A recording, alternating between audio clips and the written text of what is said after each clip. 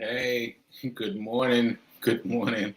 Good morning. I'm actually looking on my phone for something that will help prove what just happened. So let me just see if I see it. Today was today was weird. Today was weird. It was honestly pretty weird. And so I can't even find it. Oh, I can't even find it. All right, so we're gonna do it without it. Okay, well, it's been interesting. It's been interesting. So let me do the introductions first. Welcome to the Be Your Own Hero Show. It's kind of dark in here, isn't it? All right, we'll make do with it. Anyway, welcome to the Be Your Own Hero Show. Hero is an acronym. It means help. Oh, let me do the second acronym. Do Reverend Mel's acronym. High emotion radiates overflow. High emotion radiates overflow. Gotta use that one, especially when I'm not feeling so good. It helps me to use that affirmation. All right, so that said, I am your host. I am Sacred Rights. I am a professional motivational speaker, and I am an author. And I am an author. I want to make sure I got that out clearly. So those are the two things that really rip my soul now. The fact that I am a motivational speaker, and the fact that I am an author. And those two things I'm building towards. All right. Shout out to New Thought Media Network for allowing me to work at this. And when I say work at this, I'm referring to the fact that I have been working for the past 9 months under quarantine. Is that a word? Is that a word? Yes, a word. But was it appropriate? No, not quarantine. But I've been working through my issues with having had a stroke, because there are lots of things that I talk about, and some I don't talk about, to be honest, about ways that my stroke has affected me, and I have come to use many workarounds, and I hope that you stay with me, help me work through these um, these errors and these faux pas and all these things that I'm doing to help work through having a stroke. All right. And so last thing, I'm not a personal trainer nor my financial advisor. So if something I say sparks something in you, go find help immediately and help this channel, this information grow. Help it grow. Help it grow. All right. So is that all my introductory stuff? Yes, that's all my introductory stuff. Okay, so now oh, wait a minute. I didn't say the month and the time. Oh, I didn't say any of that stuff. All right, well, today is Friday, and this is what day is today? It's Friday the 12th. Friday the 12th of 2023. All right. Okay, so let's get into it. Let's get into it. So I want to start off by reminding you of this poem.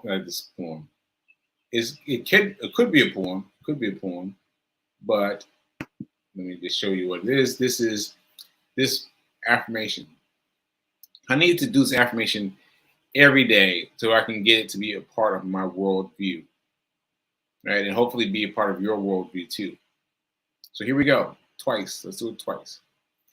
I am so happy and grateful to be a multi-millionaire in every area of my life. Ashe.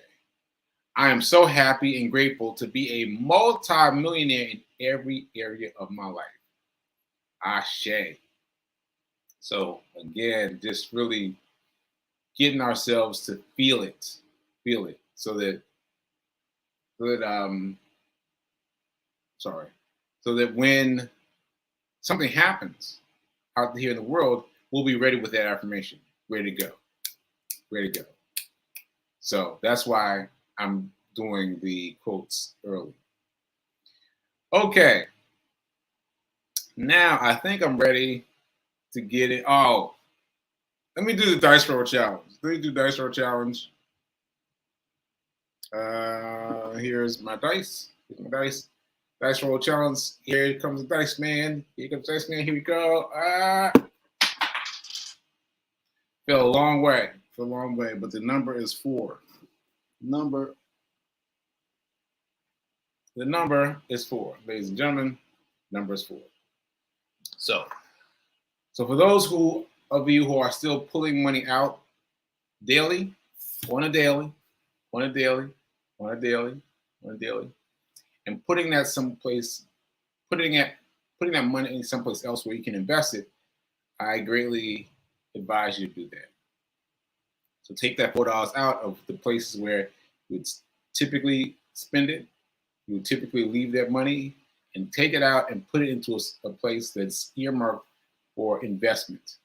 Because we always say we don't have enough money to invest. We don't have enough money to invest. Okay, so let me say what's up to the people who have checked in, and then we're going to get into this show. We're going to get into our Feed King. Feed King is letting the world know. Feed King is letting the world know. So those of you that are checking in because Feed King invited you, hi, I'm Sekou, and I'm your host. All right, so good morning, Hero. Good morning. And let's see. What else are you saying? Invites. 10 months? Has it been 10 months? Oh, wow. Wow, that's crazy. Well, okay, so 10 months. 10 months, wow. Yeah, it's taken me a little bit of time to get used to. But all right, it's been 10 months. That means I've had a stroke 10 months ago, and I'm still working past the things that have helped me and sometimes hurt me, but a little bit of both helped me figure out how to do this thing called life in a different way. All right, working through aphasia. Yes, aphasia. I was trying to bring that word up today. Aphasia. Thank you, Fee. All right, so, what's this? I'm so happy and grateful for being multi-millionaire. Yes, in every area of my life. Yes. Show us the money. That's funny. That's also Fee telling us to show us the money. All right. Okay, so, all right, Fee, it's funny that you're the one hitting me with all the comments today because this has to do with you, really. So first of all, Sophie's my girlfriend, in case you don't know. So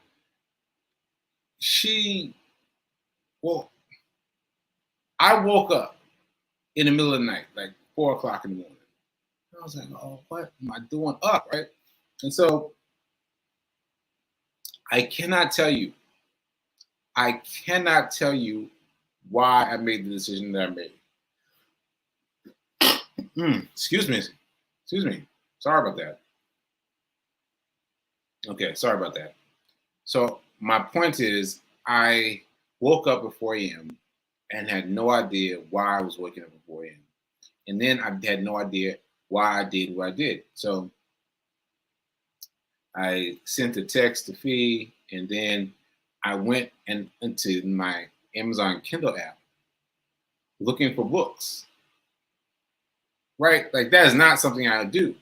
Not something I do at 4 o'clock in the morning. Even if I is something I do during the day, it's not something I do at 4 o'clock in the morning. But I did. And I went very quickly and ordered this book. And I was trying, as you saw me at the beginning of the show, I was trying to find the original title. And I think it was The Richest Person in Babylon. I think that's right. The Richest Person in Babylon. But regardless, I went right to this book. And then I remembered that I talked about this book on the show a while ago.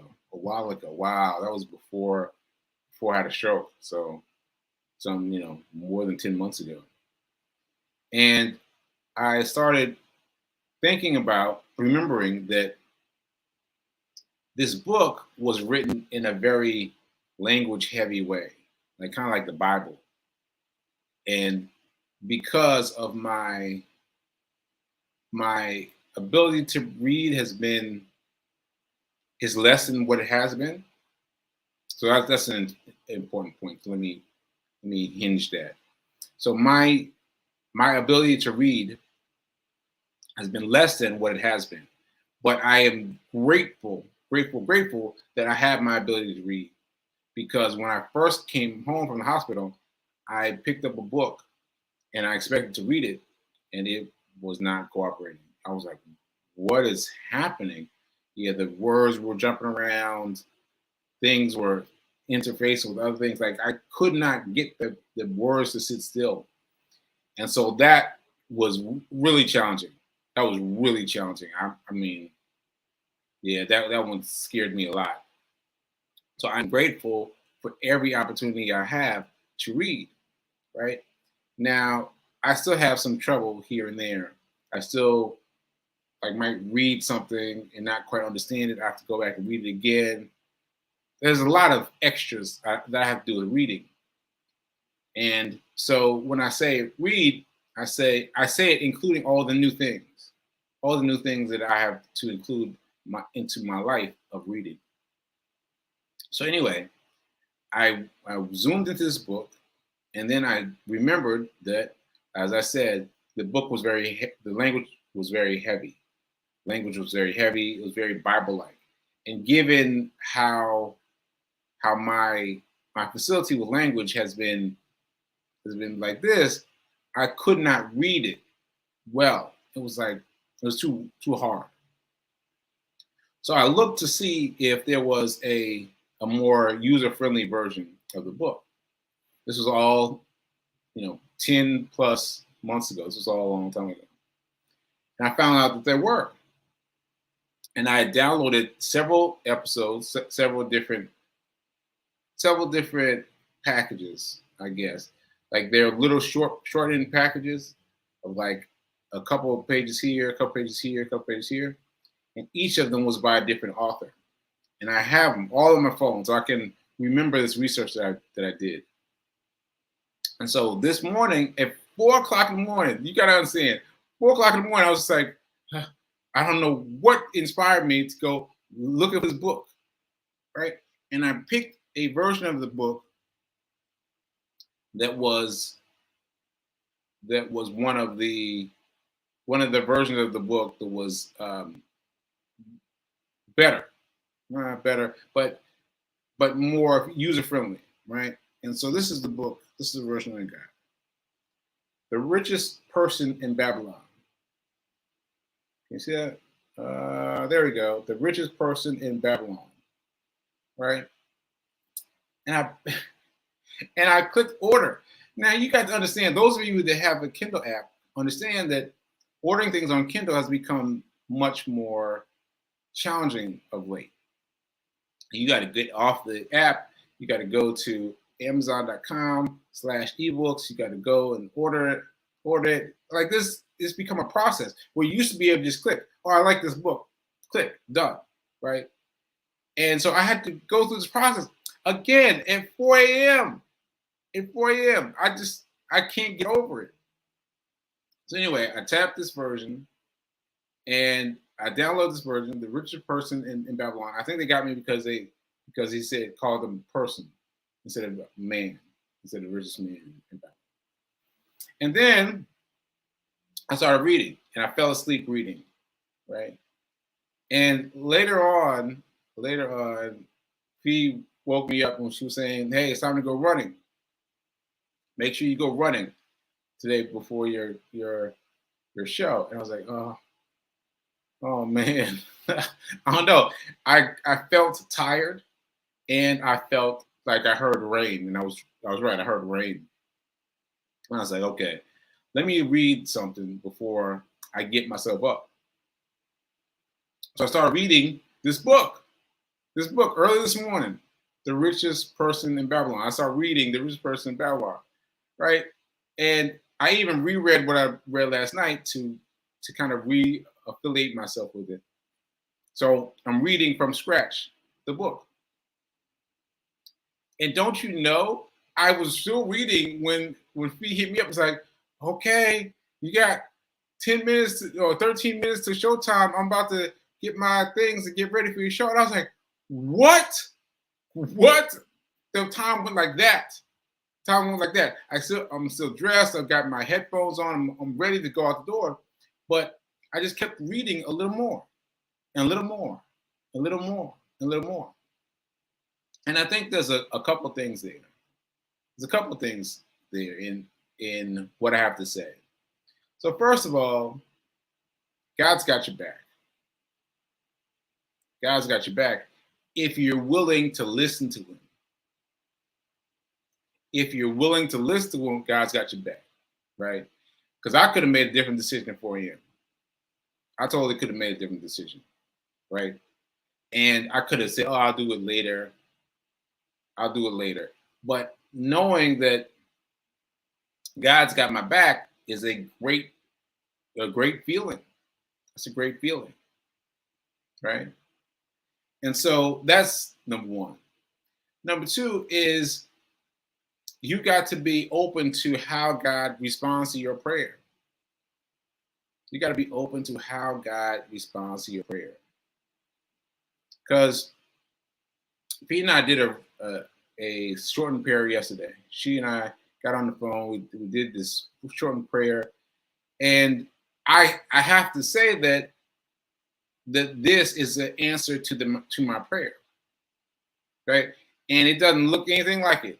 It doesn't look anything like what I would expect, but it happened to be because it was, right? So let me get to the third thing. Third thing is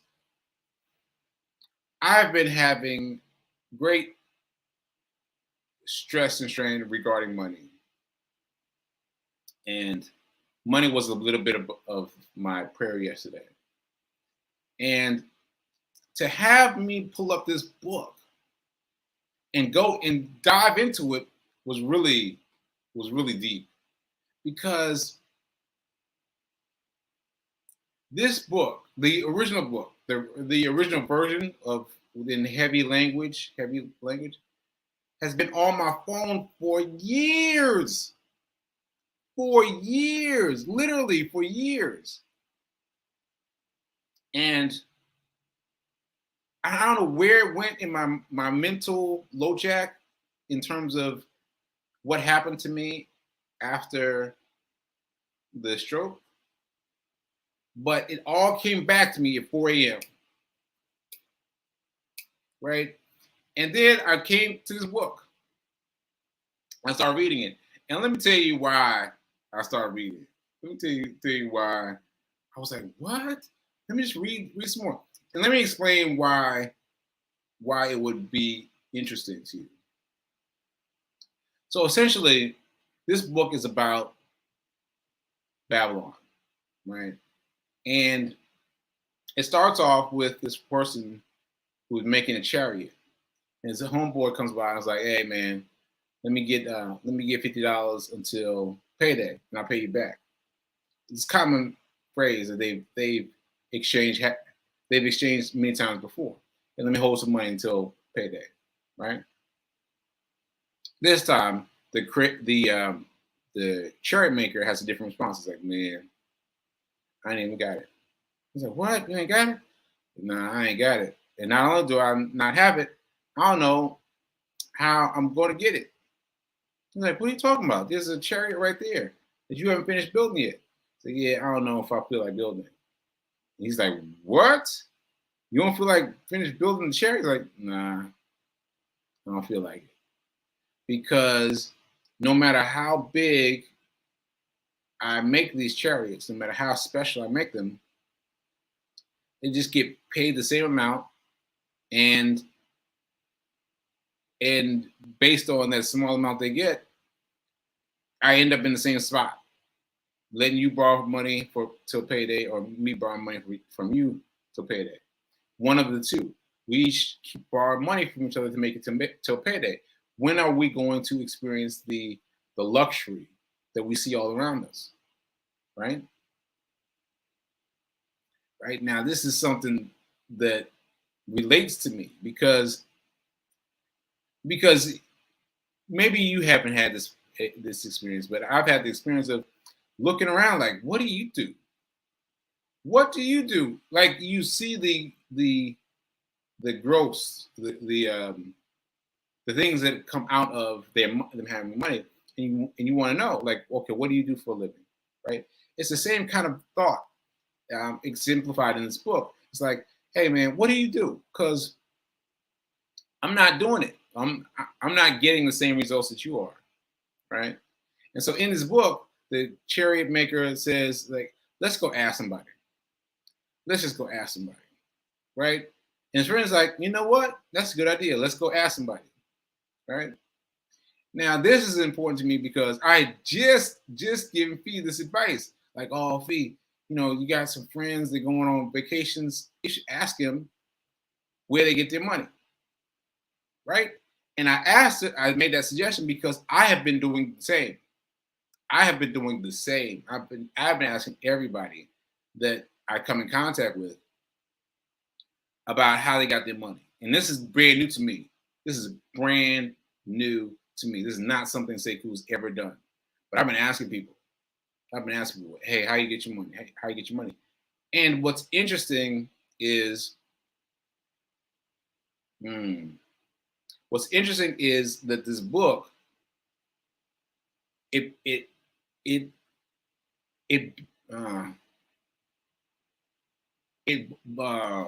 let's see, it it fixed itself with something that I've been hearing from people, right? And so this is what I want to do. I want to read you a little bit from the book and see if you catch it, right? Okay, so at this point in the book, they're listening to this friend. This friend of theirs they've gone and met with, and the friend is like, yeah, sure, I'll tell you, because the friend, oh yeah, I forgot this. The friend went to the same schools, no inheritance, nothing extra special, and all of a sudden, the friend has done lots for himself in terms of finance, and they're like, how, right? So here we go. Let me ask you this. If you kept for yourself 1/10 of all you earn, how much money would you have in 10 years? Right? Let me see. Did I read that right? Let me ask you this. If you kept it for yourself, 1/10 of all you earn, how much would you have in 10 years? Okay. So his response is as much as I would earn in 1 year, right? Now, it's interesting because you have to save. I mean, that's the bottom line. You have to save aggressively, but save, right? Because if let's use a 10th, right? Let's use a tithing. Let's use tithing as an example. So taking 10% out. What you do is you take 10% out of every money that comes to you. Every bit of money that comes to you, you take 10% out and you save it. You save it where no one can get to it. And you leave that money sacred. Like we did with the dice roll challenge. That $4 should be sacred now. It should be sacred. Once you move that money, it should be sacred, right? And then once you start doing that, you'll notice that you will still be able to function without that dollar, without that 10%, because you won't notice a difference. As long as you got money coming in, taking it aside 10% and setting it aside, you won't feel it. You won't feel it. I'm speaking from experience because I know, because I've been experimenting with it during the pandemic, that I've been experimenting now. Like, once you get yourself used to it, and better to have it on automated, sometimes an automated service where it automatically goes out, so it happens without you having to do anything. That's the ideal. But even when you don't, and you move the money a little bit here, a little bit here, a little bit here, it it creates its own space, right? And that space becomes its own space for you to build, for you to grow, for you to earn your money. Right? So here we got this student who's been the same as them, and he's telling them now that they asked how he made his money. He said, this customer came to me and told me that I needed to save 1/10, right? Savings. And then what happened was, as soon as he started building money, he started saying, oh, shoot, I got some money. I could buy this, I could buy that, I could buy that. Yeah, right? So he had to caution himself. He said, no, I'm not going to do that. I'm not going to do that. What he did do is he gave his money to someone to buy jewels.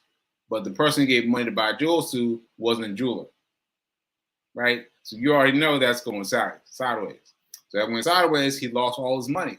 But he was still in the habit of setting aside 10%, 10%, 10%, 10%. So he was able to reacclimate his money very quickly, right? And so basically, what I'm saying is that the secret is no real secret.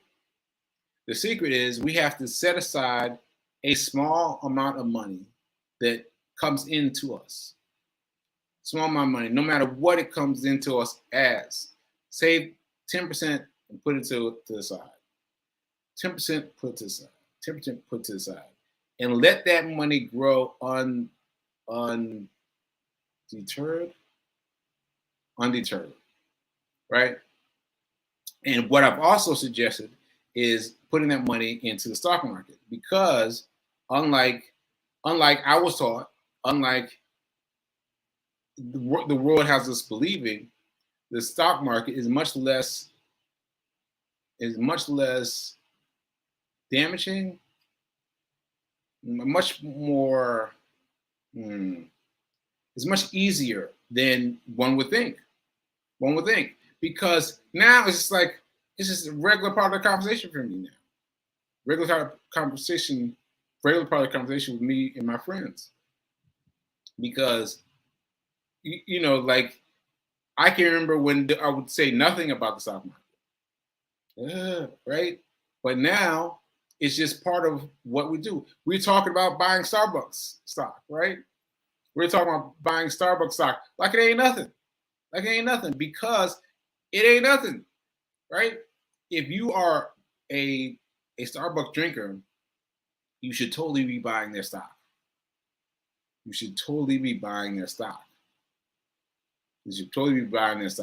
So that as you pay them, you invest in them, right? So you get a piece of the pie, not just a piece of whatever you bought that day, right? Okay. So I think that's it. Like, this book, this book got me. I was right up until Fee texted me like, "Oh, you time to do your show." I was like, "What?" So I haven't done anything, but it's because I got caught in the book.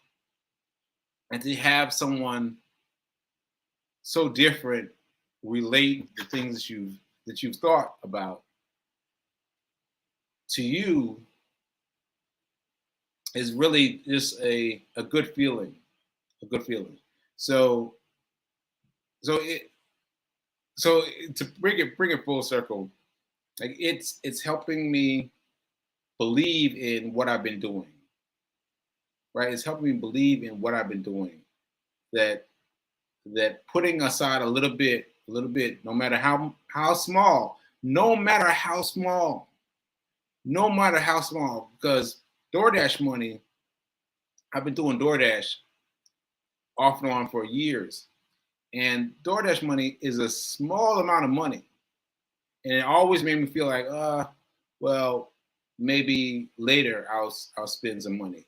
But no, you take a piece, 10%, 70 cents, 70 cents, $1, $5, whatever it is, you set aside. You set aside where the sun can't touch it. Put it aside. Put it aside and invest it. And for the sake of the show, invest it in the stock market. Invest in the stock market. Oh shoot. It's already, oh man, it's already overtime. It's already overtime. Wow. I really got caught up. Well, let me just close out, show you guys a book. The book is The Richest Person in Babylon. The Richest Person in Babylon, right? And I got into it. I recommend it to everyone that they pick up The Richest Person in Babylon by Charles S. Clausen. Get that book. Because, now I can't say anything more. I'm already way past overtime. All right, so shout out for you for being here. And I guess you'll see me. Oh, you'll see me Tuesday. Because all right, last thing. What I've decided to do is take Mondays off. So Mel King, Rev Mel, and I are both taking Mondays off. We'll still have air an episode, but we won't be live. Because for me, I need to watch and see what I used to do so I can understand what I used to do before. All right. And so Fridays, I'll still continue to do my show. All right. So Tuesday through Friday. All right. Next week. Okay. Now I'm way over time. I'm sorry. I got caught up. I got totally caught up. I got caught up in this book, which is telling me the truth and telling you the truth too. Set aside 10%. Do it now. Do it today. All right. Later. Bye, folks.